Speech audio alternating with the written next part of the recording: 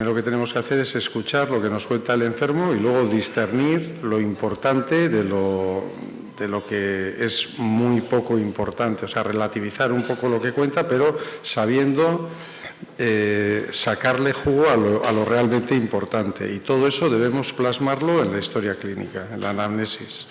El signo, en cambio, es una cosa diferente, es la manifestación de la enfermedad, pero objetivada a través de una exploración clínica, en este caso a través de una exploración neurológica. Y como veis en esta fotografía, pues hay varias cosas. Está la planilla que utilizamos para ver la agudeza visual, el diapasón, el martillo de reflejos y las agujas o elementos para explorar la sensibilidad tanto superficial como discriminativa. Lo que está claro es que tanto los síntomas como los signos son elementos fundamentales para establecer un diagnóstico o por lo menos un juicio clínico. En el 2003, en una revista importante, en una de las revistas más importantes de neurología a nivel mundial, que es Neurology, se preguntaba, o en una editorial se preguntaban los autores si la esclerosis múltiple todavía era un diagnóstico únicamente clínico. Y la respuesta a esto es que no. ¿Por qué? Pues muy sencillo, porque no hay un test diagnóstico definitivo. O sea, nosotros no tenemos un marcador en sangre que, pues, por ejemplo, en el caso de un diabético, nosotros extraemos una muestra de sangre y si el nivel de glucemia es un nivel de 150 a 160, podemos pensar que estamos ante una diabetes. En cambio, no tenemos ningún test en sangre, ni en líquido cefalorraquídeo, ni en ningún otro líquido biológico que nos demuestre simplemente con una analítica que la esclerosis múltiple, o sea, que lo que está delante nuestro sea una esclerosis múltiple. Por tanto, tendremos que utilizar otras pruebas, aparte de las pruebas clínicas, tanto de síntomas como de signos, otras pruebas paraclínicas que luego comentaré. De entrada, lo que me gustaría que os quedara presente, o lo que intento recalcar, esta es una diapositiva que suelo presentar muchas veces en la clase de los alumnos de medicina de quinto de carrera. Y una de las cosas que les digo, y al final de la clase les digo lo mismo, es que de entrada ante un paciente joven con síntomas, o sea, que cuente él síntomas neurológicos sugerentes, por lo menos tenemos que pensar en la posibilidad de que estamos frente a un paciente con una esclerosis múltiple.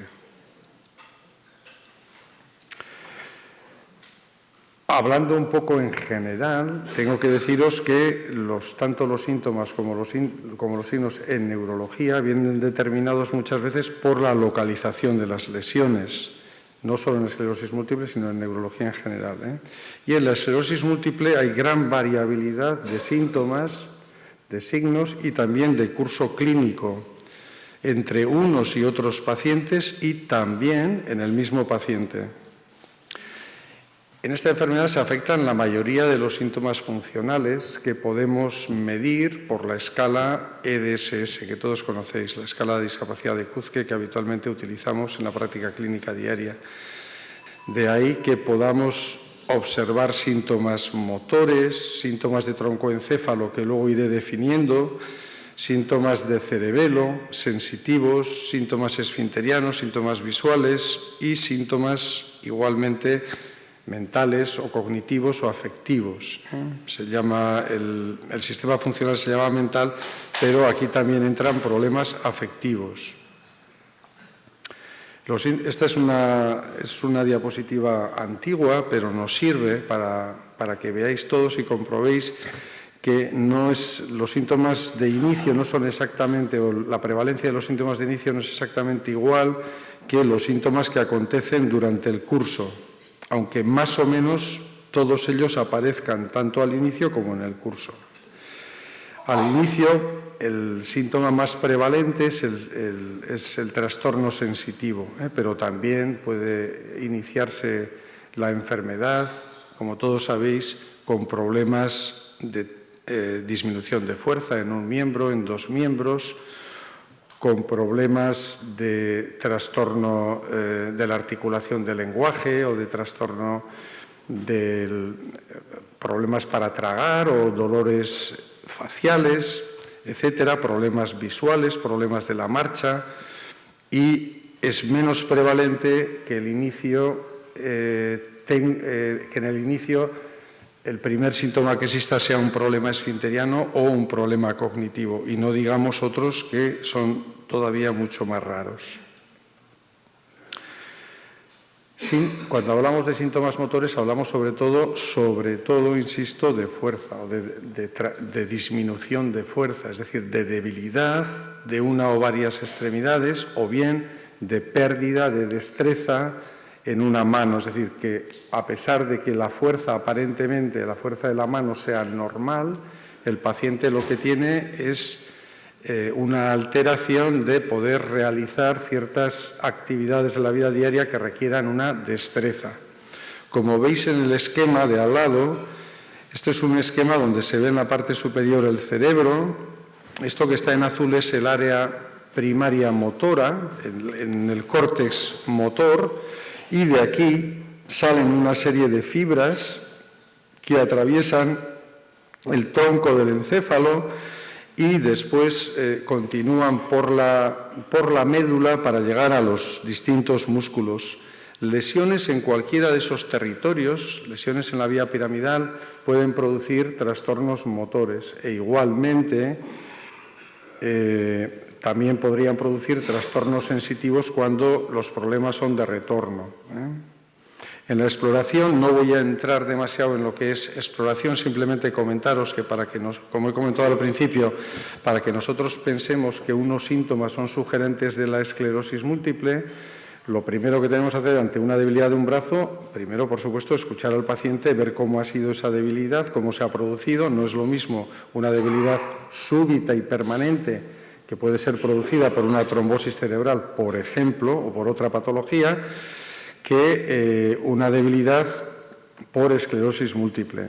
En cualquier caso, cuando vemos a un paciente con esclerosis múltiple, lo que vemos son en la exploración una serie de signos, como pueden ser unos reflejos vivos y, entre otras cosas, espasmos o espasticidad, es decir, dureza o lo que muchas veces llamáis rigidez, dificultad para flexionar los miembros, etc.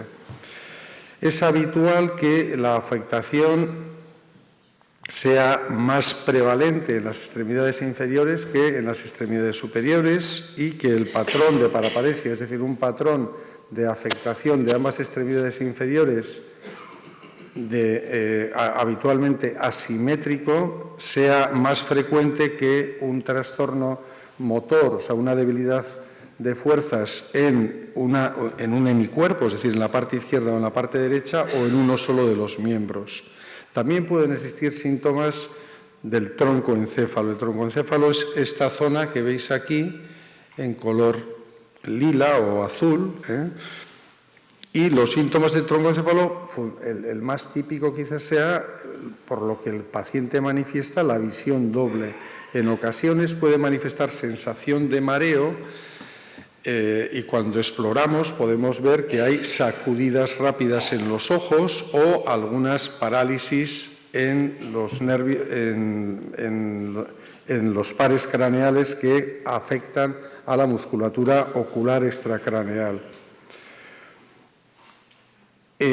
Hay otros pares craneales también que se pueden afectar, y estos pares, la afectación de los pares craneales que están aquí en el tronco del encéfalo, pueden producir trastornos de la articulación del lenguaje, trastornos o atragantamiento, dificultad para tragar determinado tipo de alimentos, también vértigos, zumbidos, desviaciones de comisura bucal, o sea, parálisis faciales, pérdida del sabor o del gusto, etc. Si el cerebelo está afectado, si encontramos, por ejemplo, lesiones en resonancia magnética, luego veremos en cerebelo, si pensamos que está afectado, lo tenemos que pensar ya previamente cuando el paciente nos dé unos síntomas de alteración de la marcha, pero luego también hay que identificar esa marcha, cómo es la marcha. La marcha puede ser Puede estar afectada simplemente porque hay una debilidad motora, como he comentado antes, pero en el caso del cerebelo pues puede estar afectada porque el paciente generalmente amplía la base de sustentación. Habitualmente hay también una incoordinación motora de las extremidades, temblor intencional y un habla lenta, ininterrumpida, monocorde, como a saltos, que es lo que se llama palabra escandida, que es uno de los síntomas que Charcot ya en el siglo XIX definió para la esclerosis múltiple. En la exploración vemos una serie de signos y quizás cuando hablamos de síntomas cerebelosos comentar que la afectación en los cuadros cerebelosos suele ser más crónica, es decir, más permanente y que de inicio conlleva un peor pronóstico. Veis aquí un esquema de las vías sensitivas, de las vías de retorno a partir de un receptor periférico, es decir, cuando pinchamos o cuando os movemos los dedos de los pies o los dedos de las manos y os preguntamos si está arriba, si está abajo, o cuando utilizamos el diapasón para valorar la sensibilidad vibratoria.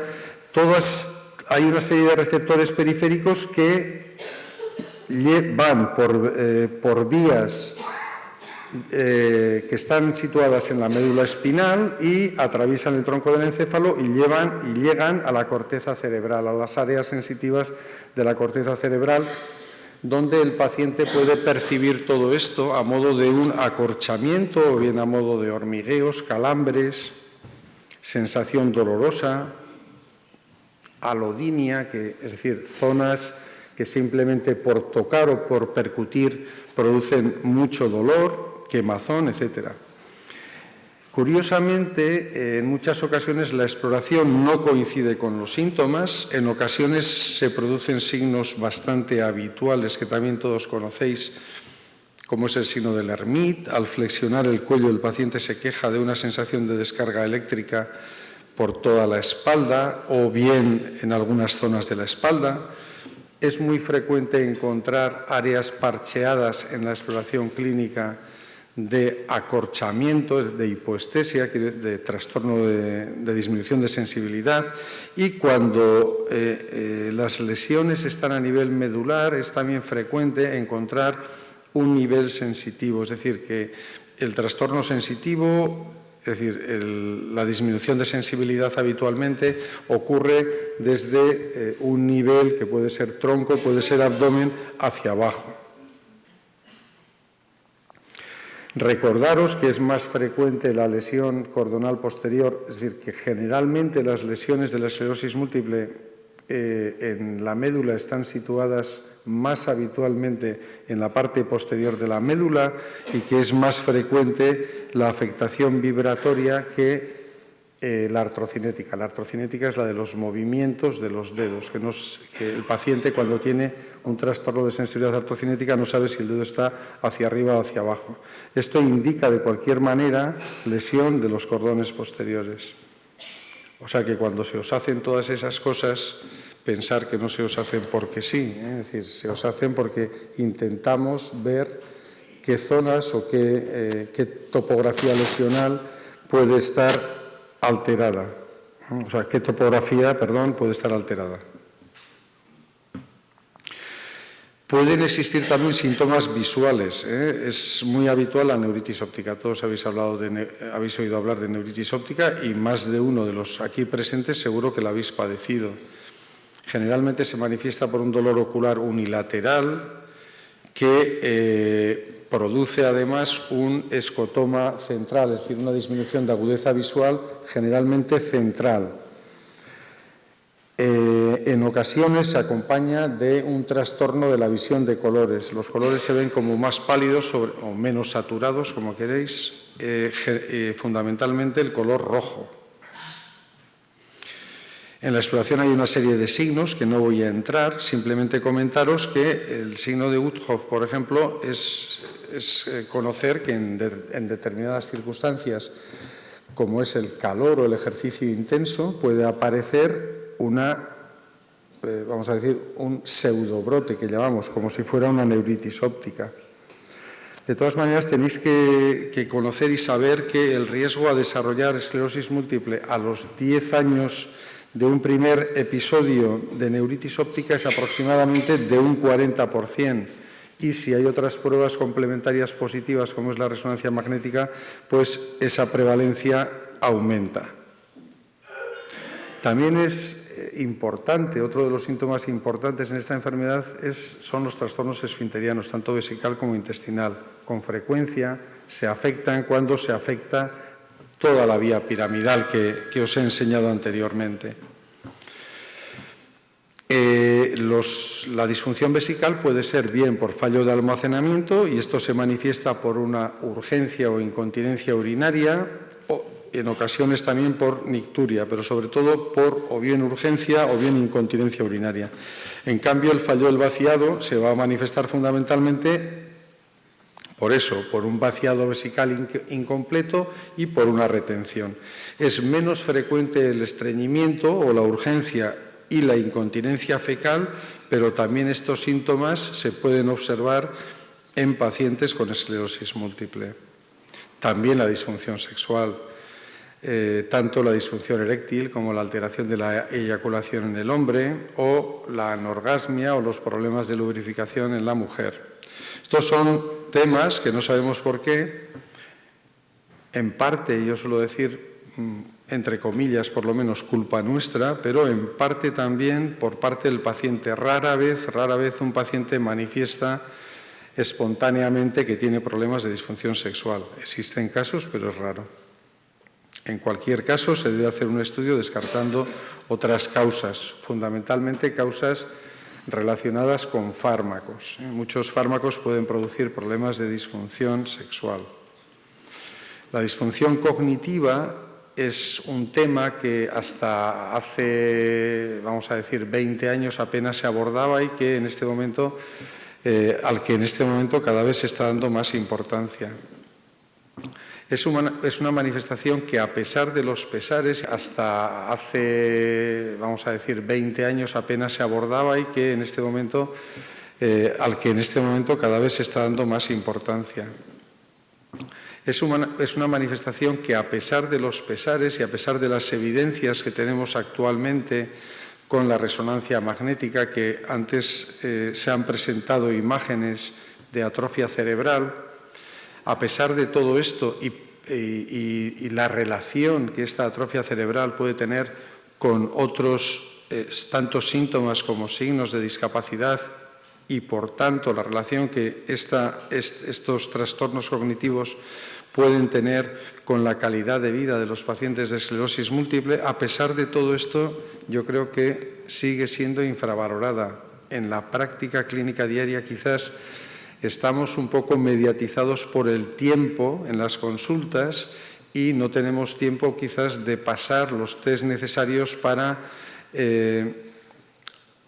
identificar rápidamente este trastorno cognitivo. Como veis aquí en el esquema un 22 a un 30% de pacientes tienen trastornos de memoria de trabajo o de memoria episódica y hasta un 25% de pacientes tienen trastornos en la velocidad de procesamiento de la información. Luego hay otros ítems que están alterados, como la resolución de problemas o las habilidades visoespaciales, que pueden tener sus consecuencias. Por ejemplo, un ejemplo muy simple es a la hora de conducir y aparcar, porque el paciente no es capaz de saber bien en qué espacio se mueve y pues, puede tener un problema para aparcar, cosas de este tipo. Y menos frecuentes son los problemas de atención o los problemas de lenguaje.